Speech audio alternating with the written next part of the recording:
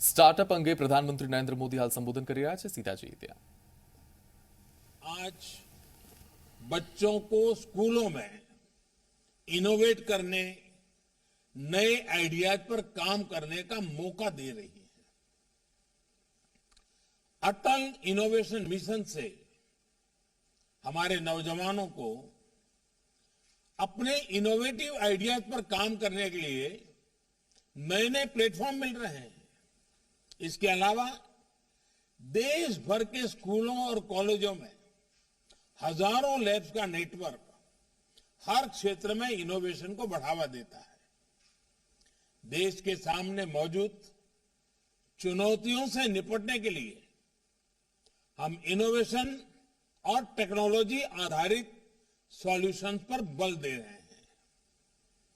हमने अनेकों हैकेथॉन्स का आयोजन करके नौजवानों को अपने साथ जोड़ा है.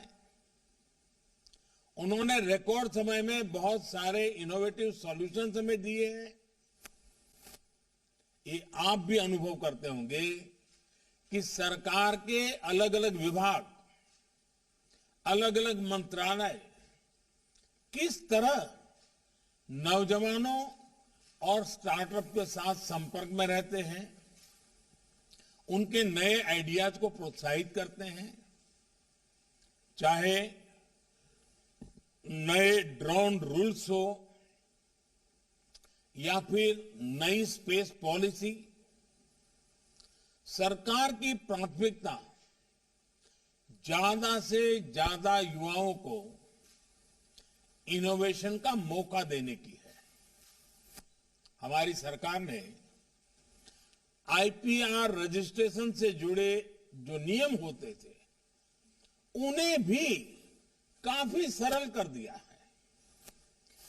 केंद्र और राज्य सरकारें मिलकर आज देश में सैकड़ों इनक्यूबेटर्स को सपोर्ट कर रही है. आज देश में आई क्रिएट जैसे संस्थान इनोवेशन इकोसिस्टम को बढ़ाने में बहुत महत्वपूर्ण रोल प्ले कर रहे हैं. आई क्रिएट यानी international centre for entrepreneurship and technology, ये संस्थान अनेकों स्टार्टअप्स को मजबूत शुरुआत दे रहा है, इनोवेशन को प्रोत्साहित कर रहा है. और साथियों, सरकार के इन प्रयासों का हम असर भी देख रहे हैं. वर्ष 2013-14 में जहां 4000 पैटेंट्स को स्वीकृति मिली थी, वहीं पिछले वर्ष 28,000 से ज्यादा पेटेंट्स ग्रांट किए गए हैं. वर्ष 2013-14 में जहां करीब 70,000 ट्रेडमार्क्स रजिस्टर हुए थे, वहीं 2021 में 2.5 लाख से ज्यादा ट्रेडमार्क रजिस्टर किए गए हैं. वर्ष 2013-14 में जहां सिर्फ 4,000 कॉपीराइट ग्रांट किए गए थे, पिछले साल इनकी संख्या बढ़कर 16,000 के भी पार हो गई है. इनोवेशन को लेकर भारत में जो अभियान चल रहा है, उसी का प्रभाव है कि ग्लोबल इनोवेशन इंडेक्स में भी भारत की रैंकिंग में बहुत सुधार आया है. वर्ष 2015 में इस रैंकिंग में भारत 81 नंबर पर रुका पड़ा था. अब इनोवेशन इंडेक्स में भारत 46 नंबर पर है, 50 से नीचे आया है. साथियों, भारत का स्टार्टअप इकोसिस्टम आज दुनिया में अपना परचम लहरा रहा है. ये भारत के स्टार्टअप इकोसिस्टम की ताकत है कि वो पैशन से, सिंसियरिटी से और इंटीग्रिटी से भरा हुआ है. ये भारत के स्टार्टअप इकोसिस्टम की ताकत है कि वो लगातार खुद को डिस्कवर कर रहा है, खुद को सुधार रहा है, अपनी ताकत बढ़ा रहा है। वो लगातार एक लर्निंग मोड में है, चेंजिंग मोड में है, नई नई स्थितियां परिस्थितियों के मुताबिक खुद को ढाल रहा है। आज किसी से ये देखकर गौरव नहीं होगा कि भारत के स्टार्टअप्स 55 अलग अलग इंडस्ट्री से काम कर रहे हैं। हर किसी को गर्व होगा। 5 साल पहले देश में जहां 500 स्टार्टअप भी नहीं थे, आज उनकी संख्या बढ़कर 60,000 60,000 तक पहुंच चुकी है। आपके पास इनोवेशन की शक्ति है, आपके पास नए आइडियाज हैं, आप नौजवान ऊर्जा से भरे हुए हैं और आप बिजनेस के तौर तरीके बदल रहे हैं।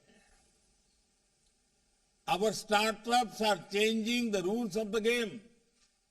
इसलिए मैं मानता हूं startups are going to be the backbone of new India.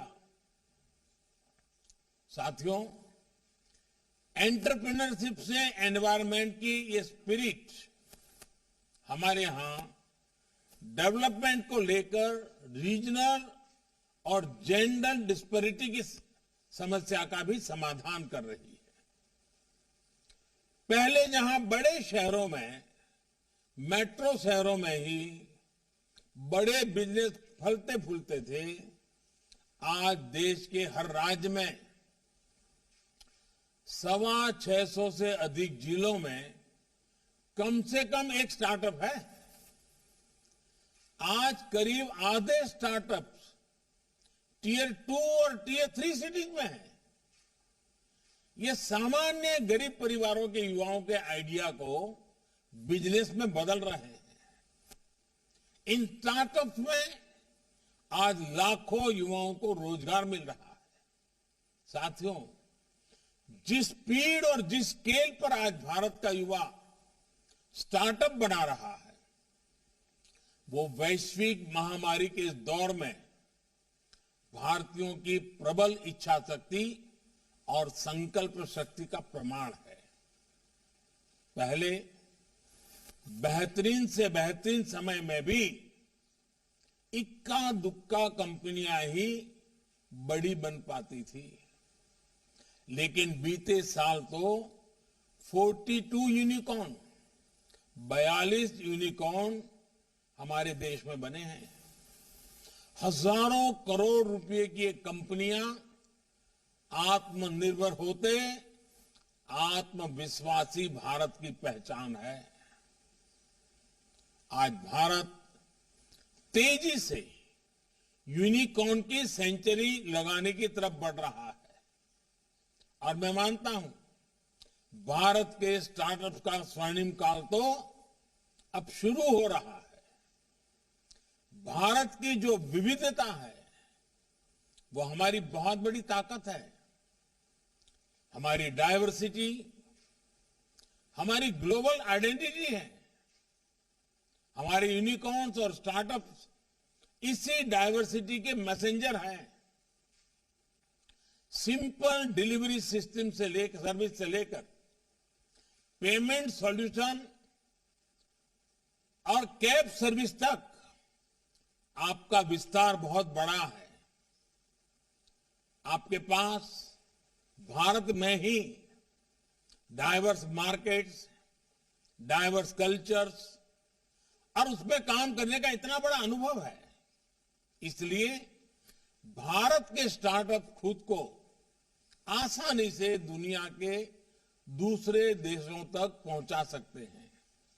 इसलिए आप अपने सपनों को सिर्फ लोकल न रखें, ग्लोबल बनाएं। इस मंत्र को याद रखिए। Let us innovate for India, innovate from India. साथियों, आजादी के अमृत काल में ये सबके लिए जुट जाने का समय है। ये सबका प्रयास से लक्ष्यों की तरफ बढ़ने का समय है। मुझे खुशी हुई जब एक ग्रुप ने पीएम गति शक्ति नेशनल मास्टर प्लान को लेकर अहम सुझाव दिया। गति शक्ति प्रोजेक्ट्स में जो एक्स्ट्रा स्पेस है उसका उपयोग ईवी चार्जिंग इंफ्रास्ट्रक्चर के निर्माण के लिए किया जा सकता है।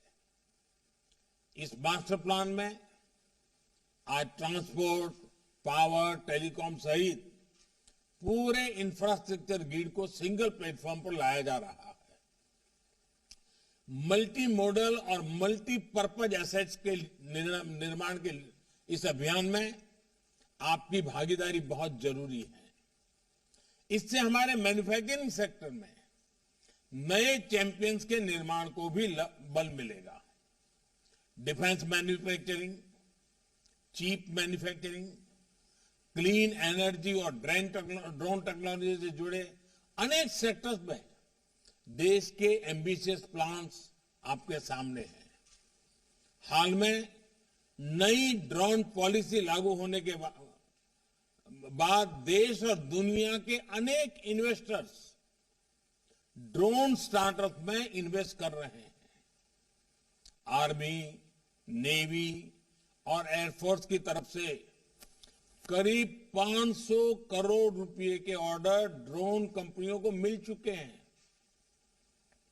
सरकार बड़े पैमाने पर गांव की प्रॉपर्टी की मैपिंग के लिए आज ड्रोन का उपयोग कर रही है, स्वामित्व योजना के लिए। अब तो दवाओं की होम डिलीवरी और एग्रीकल्चर में ड्रोन के उपयोग का दायरा बढ़ रहा है। इसलिए इसमें बहुत संभावनाएं हैं। साथियों, तेजी से होता हमारा शहरीकरण भी एक बहुत बड़ा फोकस एरिया है। आज अपने मौजूदा शहरों को डेवलप करने और नए शहरों के निर्माण के लिए बहुत बड़े स्तर पर काम चल रहा है।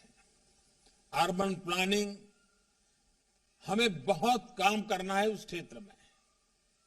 इसमें भी हमें ऐसे वॉक टू वर्क कंसेप्ट और इंटीग्रेटेड इंडस्ट्रियल एस्टेट का निर्माण करना है, जहां श्रमिकों के लिए, मजदूरों के लिए बेहतर अरेंजमेंट्स हो।